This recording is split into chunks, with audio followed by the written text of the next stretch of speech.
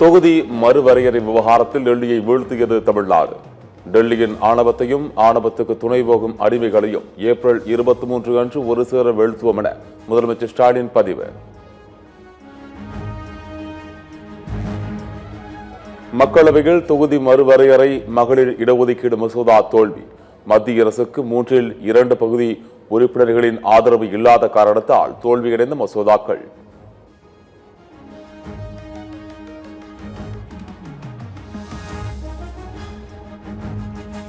மக்களவையில் 3 மசோதாக்கள் மீது 489 பேர் வாக்களிப்பு.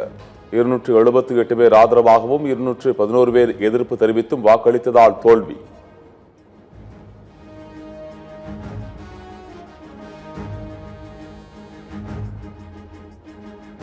மத்திய அரசு கொண்டு வந்த 3 மசோதாக்கள் தோல்வியடைந்ததன் எதிரொலி.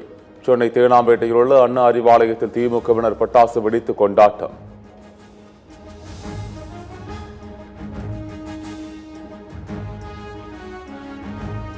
தமிழ்நாடா டெல்லியா என்ற போரில் பாஜகவுடன் அதன் அடிமையான எடப்பாடி பழனிசாமியையும் விரட்டியடிக்க வேண்டும்.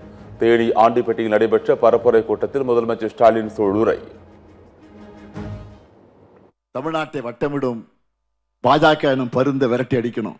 அதனாலதான் நடக்கிற தேர்தல் தமிழ்நாடு வெர்சஸ் என்டிஏன்னு நான் அழுத்த நிறுத்தமா சொல்லிட்டு இருக்கிறேன். துரோகம் செய்யக்கூடிய 10 தோல்வி பழனிசாமிக்கு 11வது தோல்வியை கொடுத்து விரட்டணும். தமிழக முதல்வர் ஸ்டாலினின் முதலீடுகளை பெற வெளிநாடுகளுக்கு செல்லவில்லை. முதலீடு செய்யவே வெளிநாடுகளுக்கு சென்றதாக அதிமுக பொதுச் செயலாளர் எடப்பாடி பழனிசாமி விமர்சனம்.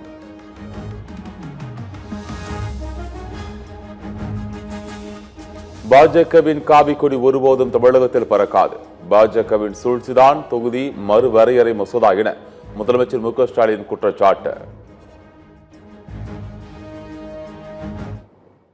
திராவிட முன்னேற்ற கழகம் இருக்கு வர உங்களுடைய காவி கொடி ஒருபோதும் இங்கே பறக்காது. தன்மானம் உள்ள தமிழர்கள் பறக்கவும் விடமாட்டார்கள்.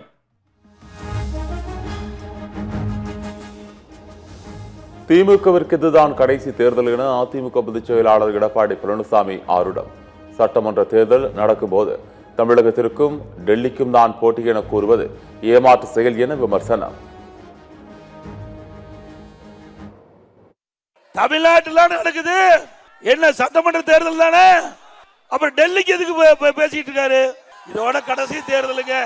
நம்முடைய வேட்பாளர்களை வெற்றி பெற்று அதிமுக ஆட்சி அமைக்குத அவர் வேடிக்கை பார்க்கணும். தமிழகத்தில் பெண்கள் பாதுகாப்பு குறித்து தான் பேசியது தவறாக பரப்பப்பட்டது. திமுக தொடர்ந்து 2வது முறையாக ஆட்சி அமைக்கும் போது பெண்களுக்குரிய பாதுகாப்பை முதல்வர் ஸ்டாலின் உறுதிப்படுத்துவார் என பேசியதாக பிரேமலதா விளக்கம். அண்ணன் ஸ்டாலின் அவர்கள் 2வது முறை முதல்வராக வரப்போவது உறுதி.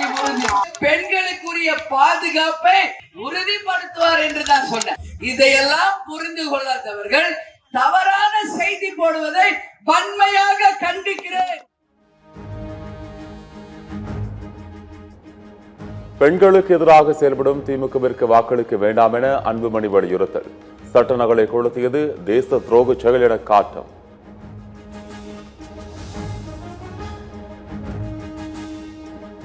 சென்னை பெரம்பூர் தொகுதியில் வீடு வீடாக சென்று தாவேக தலைவர் விஜய் வாக்கு சேகரிப்பு. வீட்டின் வாசலில் விசில் கோலமிட்டு பரப்புரை.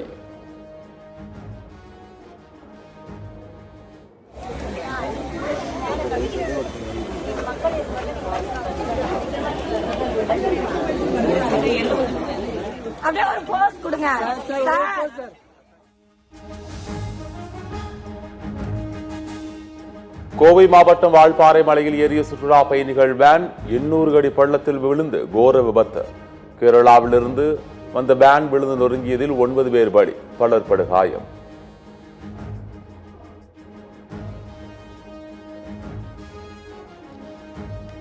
உலகமே எதிர்பார்த்து காத்திருந்த ஹோர்முஸ் நீரிணையை திறந்தது ஈரான். தற்காலிக போர் நிறுத்த முடிவுக்கு வரும் வரை அனைத்து கப்பல்களும் செல்லலாம் என ஈரான் வெளியுறவுத்துறை அமைச்சர் அப்பாஸ் அராக்ஷி அறிவிப்பு.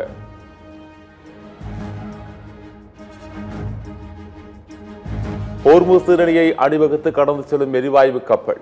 சர்வதேச அளவில் நிலவி வரும் எரிபொருள் தட்டுப்பாடு விரைவில் தீர்வு ஏற்படும் என எதிர்பார்ப்பு.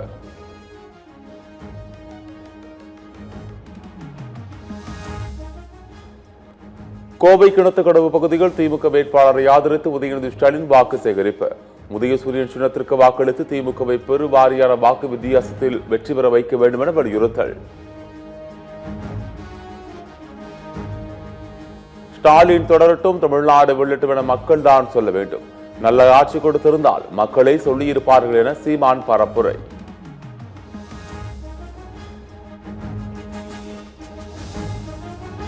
தமிழ்நாட்டில் 2 கட்சிகளிடையே தான் போட்டி. திமுகவின் 8000 ரூபாய் கூப்பன் திட்டத்தால் தமிழகத்தில் பொருளாதார வளர்ச்சி ஏற்படும் என முன்னாள் மத்திய அமைச்சர் ப. சிதம்பரம் பரப்புரை.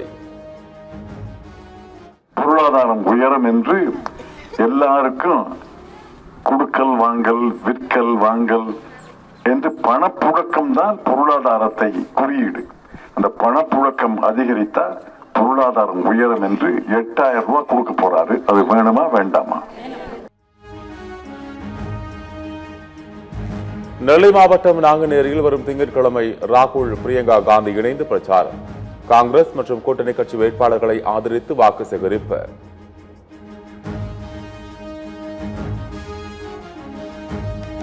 ஆசியாவின் மிகப்பெரிய பணக்காரர் பட்டியலில் முகேஷ் அம்பானியை பெண்ணுக்கு தள்ளி கௌதம் அதானி முதலிடம். 8,59,000 கோடி ரூபாய் நிகர சொத்து மதிப்புடன் சர்வதேச அளவில் 19வது கோடீஸ்வரராகவும் அதானி முன்னேற்றம்.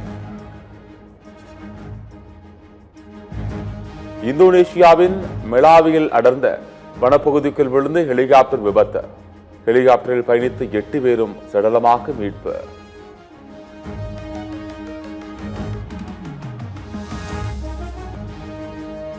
தான் பார்த்ததிலேயே மிக சிறந்த கேட்ச் ஸ்ரேயாஸ் பிடித்த கேட்ச் தான். மும்பைக்கு எதிரான போட்டியில் ஸ்ரேயாஸ் பிடித்த கேட்சை வெகுவாக பாராட்டிய சச்சின் டெண்டுல்கர்.